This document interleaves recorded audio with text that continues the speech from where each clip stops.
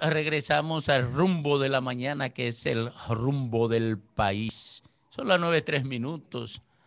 9:03. A esta hora tenemos el placer de recibir a Francisco Álvarez, al doctor Francisco Álvarez. Bienvenido, buenos días. Buenos días a todos y a todas en cabina. Un placer estar con ustedes. Francis. Bien, qué bueno que tenemos a Pancho Álvarez en línea, ¿eh? Francis. Hola, Pancho, ¿cómo estás? Muy bien. Gracias por aceptar la invitación aquí al rumbo de la mañana. Pancho, cuéntanos tu valoración de primer inicio de lo que ha sido la rendición de cuentas, ¿cómo se llama? O el discurso del presidente Luis Abinader en estos 6 meses. Bueno, yo diría que comenzó con algo que no me gustó, y fue ese traslado del presidente Abinader desde su casa al Congreso Nacional, donde había una muchedumbre llamada, convocada, llevada, como le quieran llevar, como le quieran llamar ustedes, o sea, convocada por el partido, me imagino yo, ¿no? Y yo creo que ese es un tema que no debería volver a ocurrir. No debemos convertir la rendición de cuentas en un acto político, como partidista, que inclusive estaba llamando muy a destiempo a la reelección presidencial. Había unos letreros de 4 años más cuando apenas van 6 meses de gobierno, ¿no? Yo creo que esa fue una manera lamentable de comenzar. Ya lo que es el discurso del presidente Abinader, pues convocó el presidente al optimismo. Yo creo que era lo que tenía que hacer en medio de esta pandemia, de esta crisis que ha afligido al pueblo dominicano. Se necesita que nuestros líderes nos llamen al optimismo. Hay que enfrentar esta situación con optimismo, y yo creo que el discurso del presidente Abinader fue un discurso optimista. Tuvo algunos puntos muy altos, como el tema del agradecimiento a la diáspora dominicana, muy merecido, que levantó a todo el mundo de sus asientos, igual que pues la invitación a agradecer a los médicos y a todo el personal de salud. Fueron puntos altos, igual que el tema del peaje de la autopista del Nordeste, que me recordó la primera rendición de cuentas de Danilo Medina con el tema de la Barrick.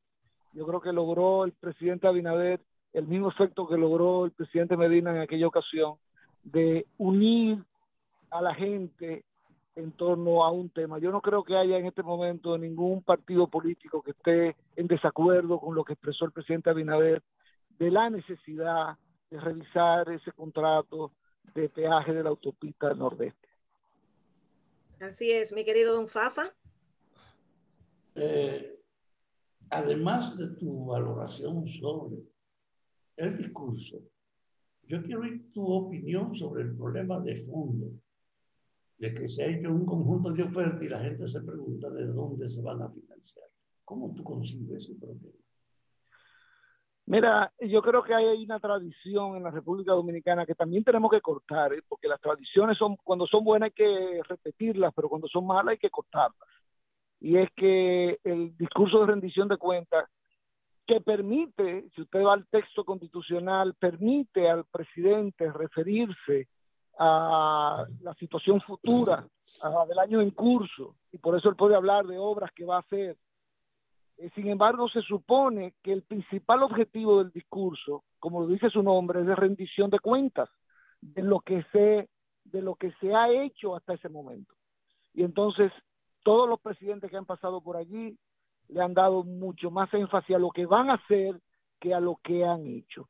Y yo creo que esperemos que en el futuro el presidente Abinader, pues, que ahora tuvo una excelente oportunidad para referirse a los 8 meses de gobierno del presidente Danilo Medina, y sin embargo yo no sé si ustedes notaron que no lo hizo. Así es. Hubo un par de frases de críticas hacia el gobierno de Danilo Medina, pero un par de frases donde claramente el objetivo no era evaluar esos 8 meses del presidente Danilo Medina. Yo creo que tal vez lo hizo porque el presidente Abinader tenía, parece que como objetivo principal, convocar, repito, al optimismo, a la unidad, a enfrentar lo que viene juntos, y si se dedicaba una parte importante de su discurso a criticar la labor del presidente Medina, pues se iba a partidarizar el tema. Pero de todas maneras noté esa ausencia de una evaluación más o menos profunda de los primeros 8 meses del gobierno del año pasado. Bien, decirle a la gente que conversamos con nuestro distinguido Pancho Álvarez, Francisco Álvarez, activista social y abogado, conocedor de muchas intríngulis que hay y que la gente quisiera conocer. Pancho, una pregunta, una acción legal en contra del peaje sombra, ¿qué tendría que incluir para que dé respuesta a las expectativas sociales? Bueno, lo primero que el presidente Abinader dijo que iba a solucionar el problema. No explicó cómo lo iba a solucionar, aunque dio una pista, porque dijo que se iban a hacer los estudios legales correspondientes. Eso significa que el presidente Abinader correctamente no va a dar un mazazo sobre la mesa y va a decir esto se acabó, porque así no se procede. Hay que estudiar el tema, hay que investigar cuál es la vía legal correspondiente para lograr que ese contrato tenga un equilibrio financiero. Fíjense, nadie está pidiendo que los concesionarios no tengan beneficio, porque obviamente no son una entidad sin fines de lucro, son una entidad que persigue lucro. Ahora, lo que no es correcto es que el lucro sea excesivo, que produzca un desequilibrio en el contrato como lo tiene actualmente. Entonces, para eso hay que hacer estudios con firmas especializadas de auditores, por ejemplo, examinar cuál fue la base para establecer ese peaje sombra y comparar esa base con la base actual. Ahí se puede hacer un trabajo interesante y el presidente Abinader tiene los asesores legales necesarios para poder hacerlo y esperamos. Pancho, en ese mismo sentido, el presidente dijo que si se pagaba lo que correspondía a los próximos años, se iba a pagar la autopista 6 veces su costo.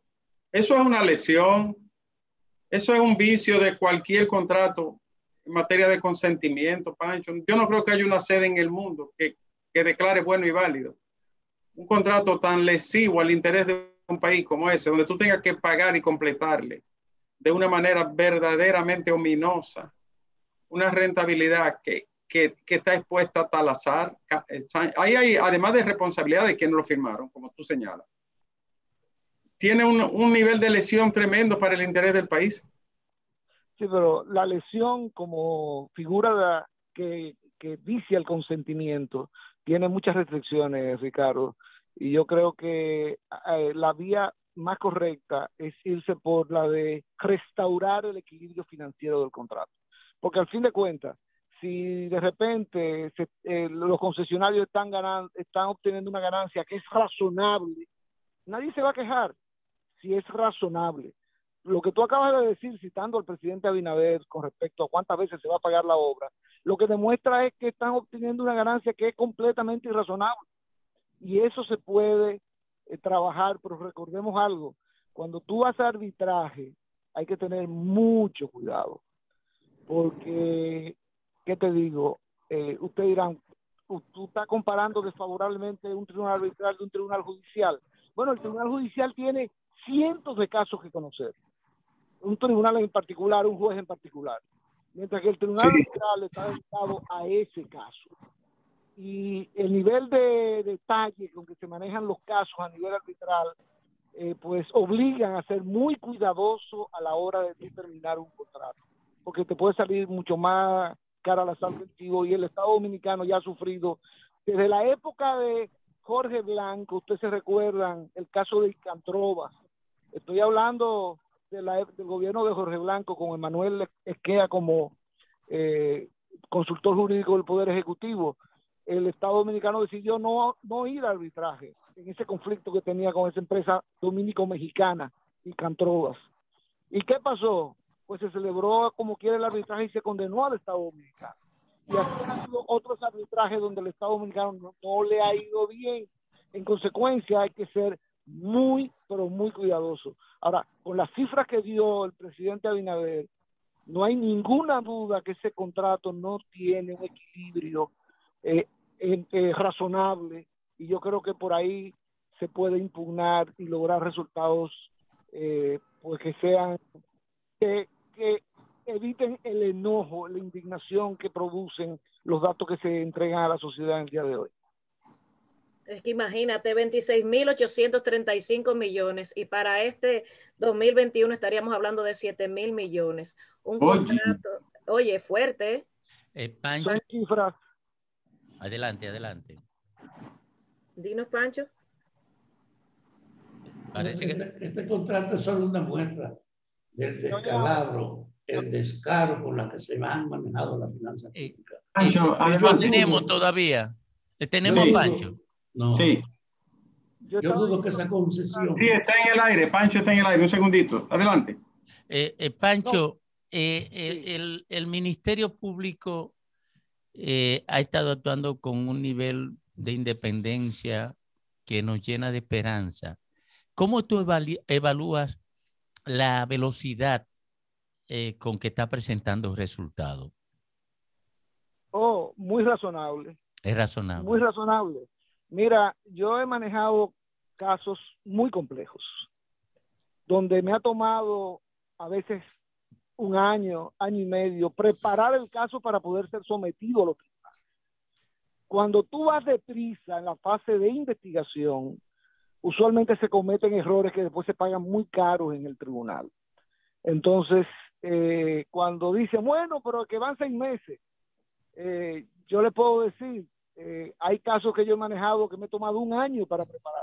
Hay posibilidad, siguiendo esa lógica de razonamiento, hay posibilidad de que entonces el Ministerio Público pueda dar respuesta a la demanda de persecución de irregularidades y actos de corrupción en la dimensión que la gente percibe. Mira, yo no creo que haya ministerio público que pueda dar abasto en la enorme tarea que hay pendiente en la República Dominicana de perseguir la corrupción.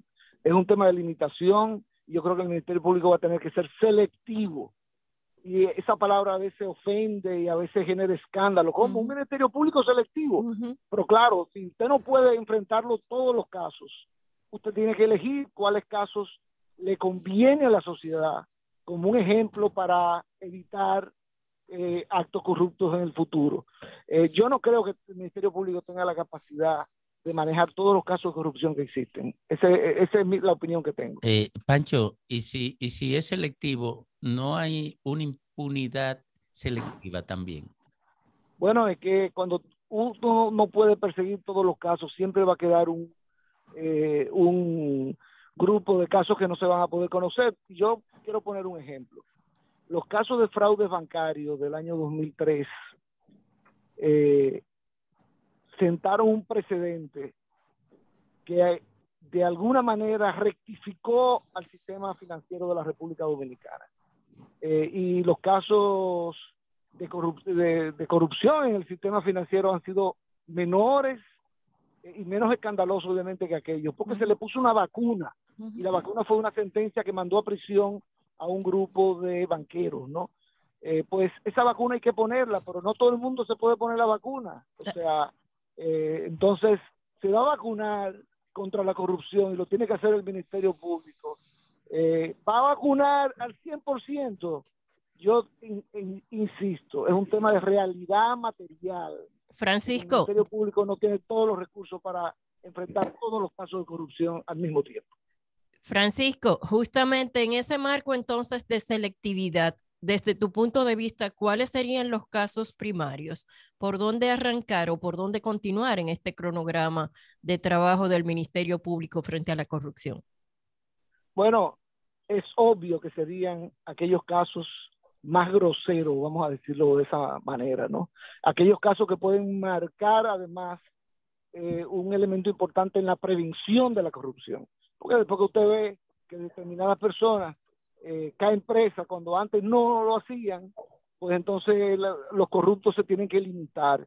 Yo me recuerdo al inicio del caso Baninter, que dos glorias del derecho idos, o sea, Artañán Pérez Méndez y Ramón Pina Acevedo, nos decían a los abogados más jóvenes de ese entonces, nos decían que en República Dominicana no había un sistema que pudiera enviar a prisión a los dueños de esos bancos y que eran también propietarios de muchísimos medios de comunicación. ¿Y qué ocurrió? Se perseveró, hubo una sanción y repito, eso ha contribuido a mejorar el ambiente desde el punto de vista ético y de transparencia en el sistema financiero. Y surgieron elementos legislativos nuevos en ese sentido también. Sí, pero miren, recuérdense que la ley monetaria y financiera fue aprobada 5 meses antes de que se destapara el caso Baninter. O sea, ya teníamos el marco de manera previa, ¿no? Pero ese es otro trabajo que hay que hacer. Ahora, Pancho, Congreso. Pancho, en el marco de la realidad actual, ¿cuáles son las posibilidades de que tú nos ayudes a decir, este es el orden, cuáles son las principales, cuáles son los casos más notables que deben merecer la atención del Ministerio Público? Juégatela, dime, ¿cuáles son los que tú crees de esos casos, los que deben abordarse? Si yo fuera fiscal y tuviera mi responsabilidad seleccionar esos casos, ¿ustedes saben lo que yo haría? Bueno, aquellos casos, repito, más groseros, pero además aquellos casos donde las pruebas sean más claras.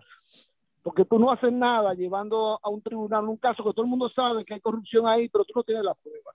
Porque a veces hay casos donde tú sabes que hubo corrupción, pero tú no puedes obtener las pruebas para demostrarlo en un tribunal. Entonces tú no haces nada llevándolo al tribunal porque es un suicidio.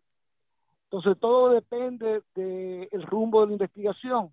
Hay casos donde a veces hay que abandonarlo porque no hay pruebas. Por más percepción que tú tengas de que hubo corrupción, no tiene la prueba para poder sostenerlo en los tribunales y tú no haces nada con llevarlo. O sea que repito, por ejemplo, ahora mismo se está investigando el tema de la Cámara de Cuentas, ¿no? Eso es un hecho sin precedente en la República Dominicana. Eso te íbamos a preguntar, que cuál es tu opinión, tanto técnica como desde el punto de vista de la política criminal con respecto a la Cámara de Cuentas. Bueno, desde el punto de vista técnico, lo que ha ocurrido hasta ahora va sobre los rieles constitucionales y procesales. ¿Por qué? Bueno, sencillamente porque los miembros de la Cámara de Cuentas tienen jurisdicción privilegiada y por lo tanto fue un juez de la Suprema Corte que autorizó el allanamiento. Hubo un ligero corte ahí, ¿verdad? Sí, parece. Vamos a esperar. Lo perdimos por ya lo tenemos. Adelante. Decía que va sobre los rieles constitucionales hasta el momento ese caso, porque quien autorizó el allanamiento fue una juez de la Suprema Corte de Justicia, porque los miembros de la Cámara de Cuentas tienen jurisdicción privilegiada, pero además porque el allanamiento es una de las herramientas con que cuenta el Ministerio Público en la fase de investigación, y porque el propio Código Procesal Penal no discrimina entre lugares públicos y privados para hacer el allanamiento. O sea que hasta ahora no hay violación al debido proceso. Claro que hay una preocupación sobre ¿y qué ocurriría en el mañana si no tenemos a una Miriam Germán en la Procuraduría General de la República? Imagínense que tengamos de nuevo a un Jean Alain Rodríguez. ¿Qué ocurriría? Se allanaría la Cámara de Cuentas en manos de 5 miembros independientes. Eso genera alguna preocupación. Por eso yo digo que el Ministerio Público va a tener que demostrar, el actual, que ese allanamiento era necesario, y tendremos que esperar los resultados porque ellos se llevaron una cantidad importante de información que tiene que ser analizada y eso toma tiempo. Pero mientras pasa eso, Pancho, yo quiero decirte, Punta Catalina es un cuerpo del delito para todo el mundo. ¿Tú crees que merece una atención especial de parte de la Procuraduría? Bueno, pero es que el propio presidente de la Cámara de Cuentas ha dicho, y lo dijo en su voto disidente, que lo que fue el trabajo de revisar la denunciada sobrevaluación de las obras, y eso incluye obviamente a Punta Catalina, fue algo que se quiso dejar fuera del informe final, y por eso él votaba de manera disidente. Entonces, eso le está diciendo el presidente de la Cámara de Cuentas de la República Dominicana. O sea, yo creo que ahí hay un tema muy sensible, porque la propia Odebrecht ha confesado a nivel mundial que sobrevaloraba todas sus obras en alrededor de un 22%, porque de ahí era que salía el dinero sucio para pagar los sobornos. Entonces, ante una confesión de esa naturaleza, se necesita que las autoridades competentes, que en este caso son los miembros de la Cámara de Cuentas, actúen con responsabilidad. Y esperamos que lo que está investigando el Ministerio Público sea una voz de alerta a los próximos miembros de la Cámara de Cuentas de cómo deben comportarse. Gracias, Francisco Álvarez. Gracias, Pancho. Muchísimas gracias. Gracias a ustedes. Hasta luego.